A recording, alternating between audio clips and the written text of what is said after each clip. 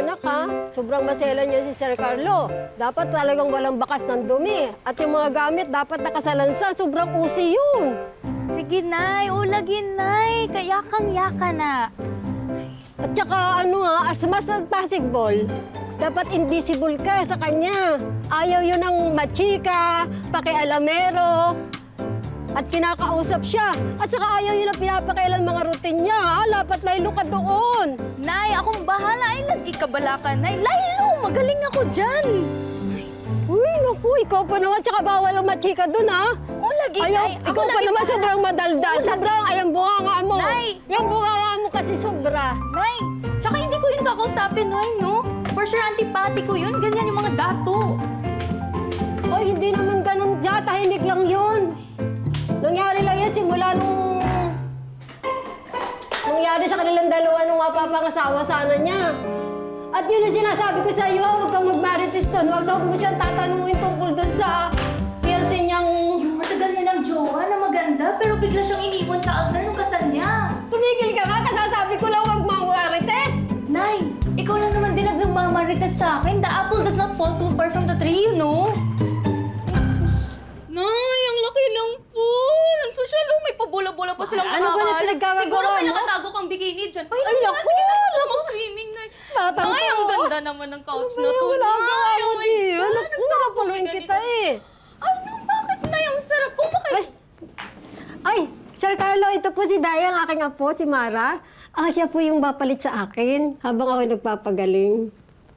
Apo, bumati ka naman.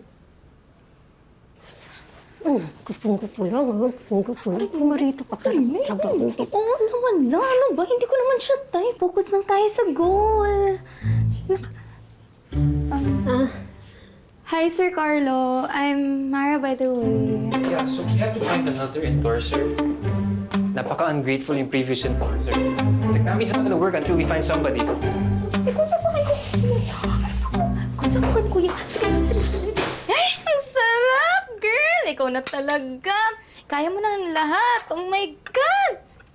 Ay, kaloka, day. Ka-high-tech ni mo, oy. Very high-tech. Galing mo, love na talaga kita. The best ka, the best ka. Ay, naku.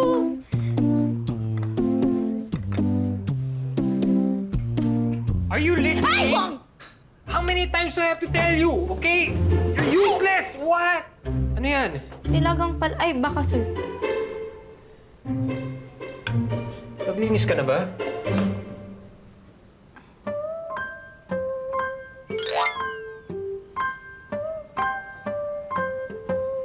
Ano yan?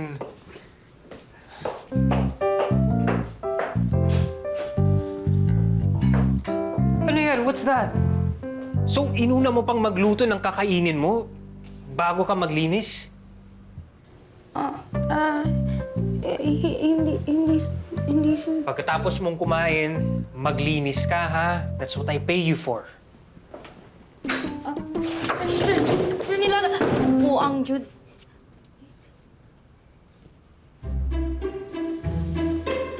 Saan ka pupunta?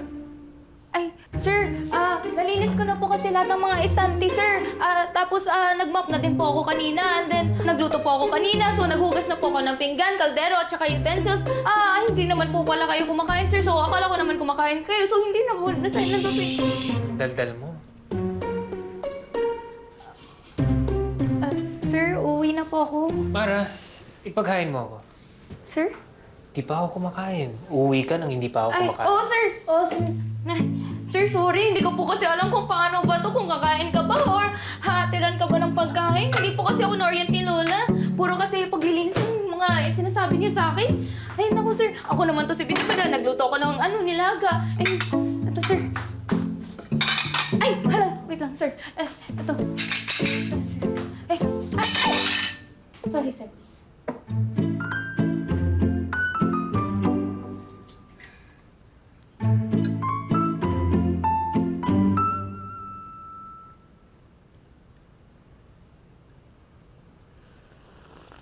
OA naman nitong lalaking to.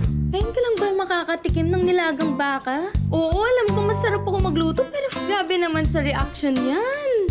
Sir, masarap po ba, sir? Nga pala, Mara, bakit ka uuwi? Hindi ka ba matutulog dito? Ay, teka. Wala sa usapan yan. Sabi ni Lola, hindi ako stay-in. Sir, ano po kasi, Hindi ba sinabi ng lola mo sa'yo? ano ba to? May masama bang balak to sa akin ngayong gabi?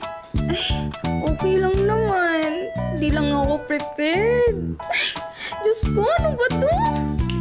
Hello, I'm talking to you. Sorry, sir. Ano po yun?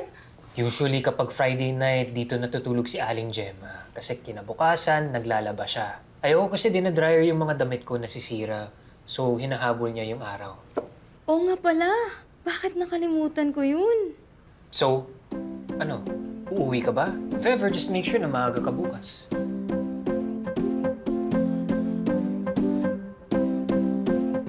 Sir, tanong ko lang po, kung dito po ako matutulog, saan po ako higa?